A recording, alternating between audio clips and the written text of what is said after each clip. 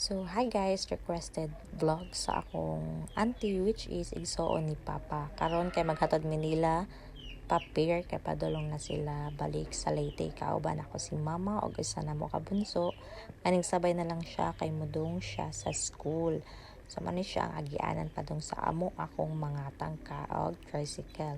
But akong gisakyan ana kay si uncle lang. So, syempre, sige, kugyaw-yaw ana guys, kay gusto lagi niya mag-vlog ko, kay grabe siya ka-supportive na ko. Then mo ni ang baby nga anak sa ako nga ig-agaw, which is single mom. Then larga na mi ana, then gapit na akong manghod sa school, syempre.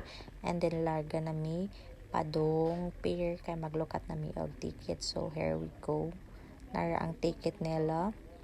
Mo ilahang bag-o nga bangka or tawag ana kay sa una bangka raman to siya nga like bangka dili tong